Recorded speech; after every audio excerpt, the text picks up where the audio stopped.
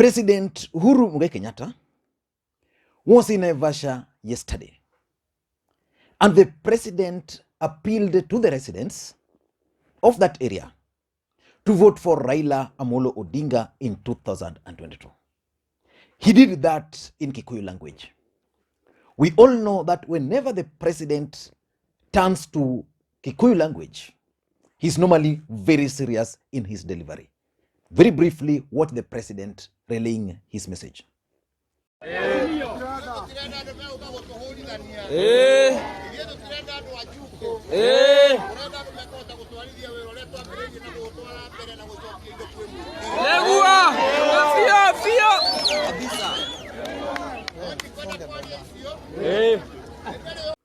From Naivasha, President Uhuru Kenyatta then made an impromptu visit to Kisumu.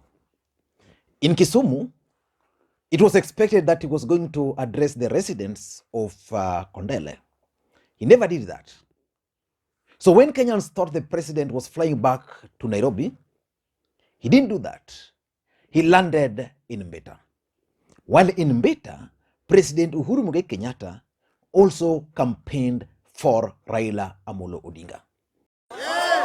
Sisi tunataka tuendelee kuwa na amani, tuendelee kuwa na umoja kama Wakenya, na mwaka huu wa siasa tunataka Wakenya wawe kitu kimoja, wawe kitu kimoja. Sina na hiyo. Sio ndio ilikuwa spirit ya handshake. Wawe kitu kimoja. Na ndio tuelekee safari ile tutaekea tukiwa Wakenya wakiwa pamoja. Tumekubaliana. Nitakuja hivi karibuni, tukuja na baba na wengine tu.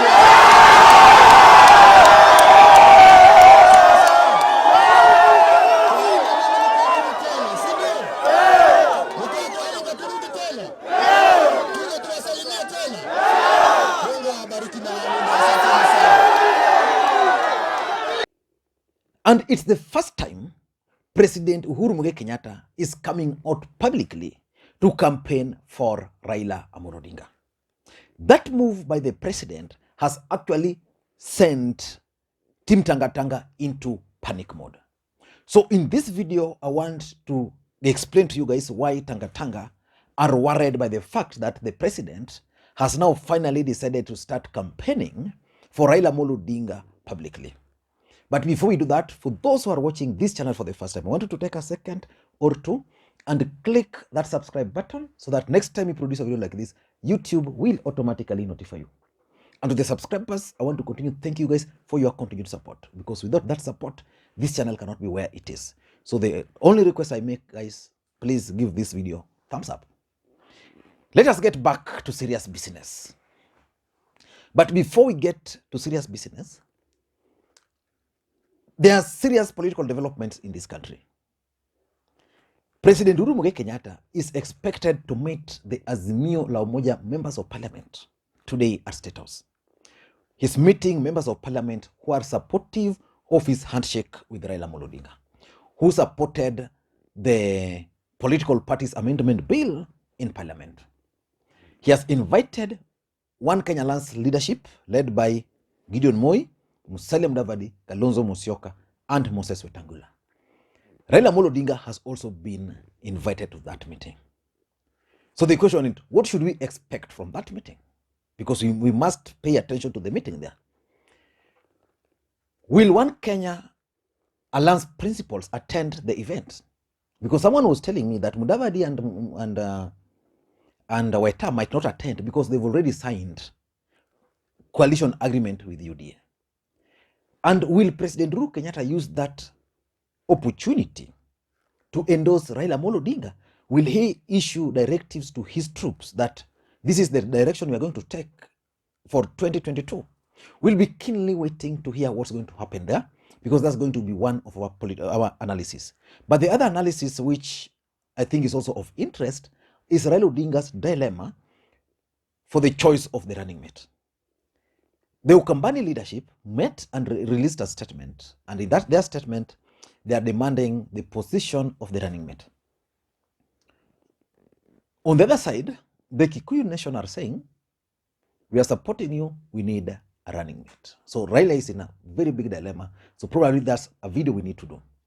But for now, let us focus on President Uhuru Kenyatta's campaigns for Raila Odinga yesterday and why William Ruto and his brigades are really worried.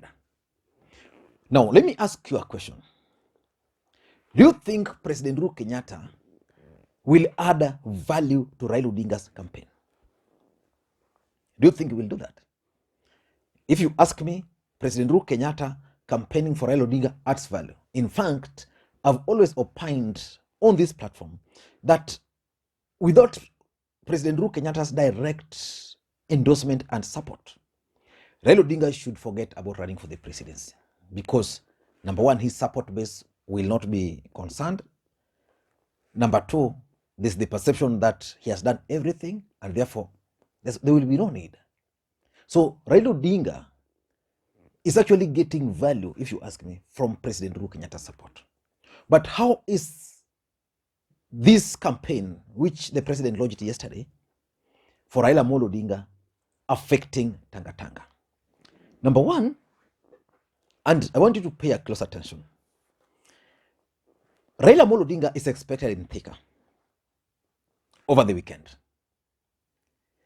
The president timed his visit to Kisumu, which was impromptu, ahead of this visit. I did a video on that. So I just wanted to add. Number two, President Uhuru Kenyatta has also decided that ahead of Raila Odinga's meeting in Thika, let me meet with Azimio la Umoja members of parliament, senators, and the rest. So he's also going to have that meeting, which means the president is trying to consolidate every other thing before that particular day. But the mere fact that the president decided to go to Nyanza alone, and you saw the way he was received in Mbita, and even the excitement it caused in Kisumu, the president was actually relaying a coded message to his Kikuyu kinsmen. And the message is simple, that before the handshake, I could not go to Nyanza alone without Raila Odinga. Now I can go to Nyanza without Raila Odinga, and the residents can actually welcome me. It is now your turn to welcome Raila Odinga. He's coming to Thika. Please welcome him.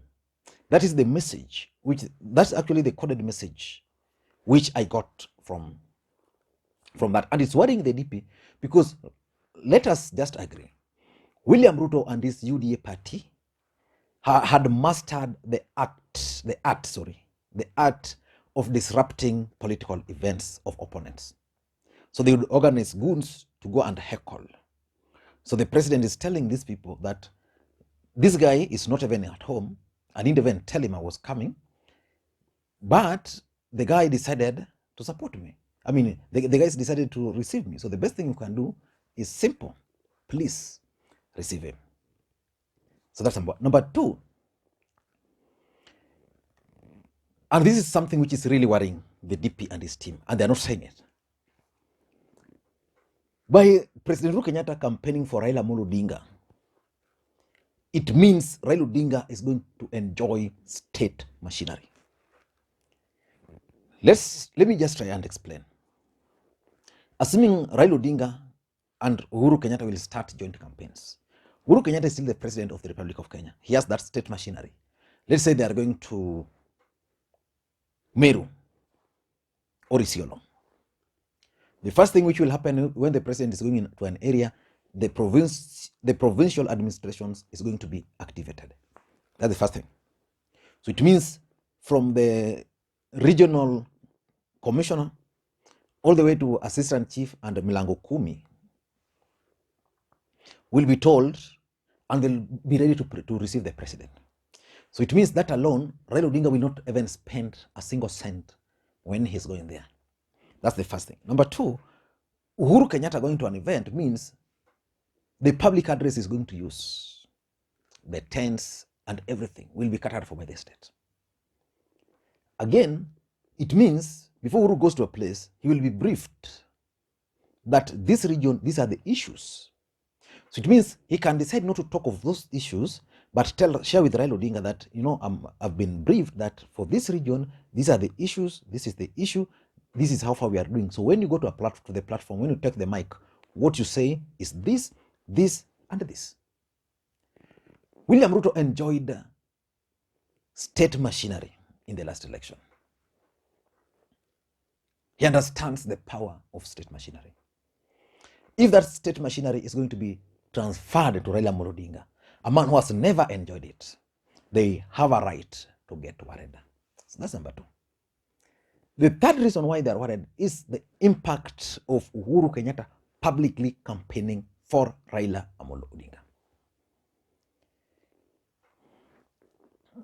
There's something which has been happening, especially in Nyanza. There's always this talk that why is it that Uhuru Kenyatta is always keen to come with Raila Odinga to Nyanza, to go with Raila Odinga to Coast and the rest, but the president has never gone with Raila Odinga to his region. There have always been these questions whether the president is sincerely supporting Raila Odinga. So the fact that he said it in Naivasha, which was symbolic by the way, because Naivasha was epicenter of PEV in 2007, and he came to Kisumu, which was also epicenter. Yeah, so the fact that he can now campaign for Raila Odinga means his support base, Raila Odinga's support base are now satisfied that the president is supporting this guy. So if there were those who had intentions of not turning out to vote, intentions of not registering because their votes were not going to count, those guys now have a reason to go outside there and campaign, to go outside there and register as voters. And that's something which the DP and these brigades, I am 100% sure, are worried about. Number 4 is the President Uhuru Kenyatta's grassroots network. You know, Uhuru Kenyatta first contested for the presidency of the Republic of Kenya in 2002. He was defeated. Then in 2007, the president supported Kibaki. He knew so well that 2013 he was going to be supported. And when he started his party called the National Alliance Party, TNA, Uhuru Kenyatta created serious network. That network is still intact up to now. I am told the person who controls that network today is none other than Nancy Gitau. And I'm told there's a place they tested it, either when Raila Odinga went to like Kipi or somewhere. So this network of people who are supporting the president, getting directive from the president himself that you support Raila Odinga, it means Raila Odinga will enjoy that support to an extent that when elections will come and Raila Odinga wants agents in the larger Mount Kenya region, he will no longer hire people who are in real sense NIS to guard his votes, people who are aiding his opponents in their rigging schemes. So the grassroots network is very important, and the DP understand. William Ruto knows Uhuru Kenyatta so well. He knows his strength. He knows his weakness. And one of his strength is that Uhuru Kenyatta doesn't make noise, but he has that network. And lastly is the Mount Kenya factor. How is Mount Kenya going to react to President Uhuru Kenyatta public endorsement of Raila Amolo Odinga? That's a question which William Ruto and his team are worried about, and already they are meeting. How are they going to react? Are they going to follow President Uhuru Kenyatta? Or are they going to remain with him? And if they are going to follow President Uhuru Kenyatta, what are the strategies of stopping them from that? And if they agree to follow President Uhuru Kenyatta, what remains of William Ruto and his team in the larger Mount Kenya region? I don't know what you think, but if you ask me, William Ruto and his brigades are really worried, especially with the fact that Uhuru Kenyatta, for the first time, publicly endorsed Raila Amolo Odinga, campaigned for him for the presidency in 2022. Let me hear your comments. For those who are watching this channel, I know there might have been some videos which you missed. After watching this, please just take a few minutes. You can watch some previous videos too. Thank you guys, and may you have a good day. Look, ikoaje imeweza leo. You guys have told me to drop the casual wear and start being official, because this channel now is serious and we are getting serious about it. Bye bye.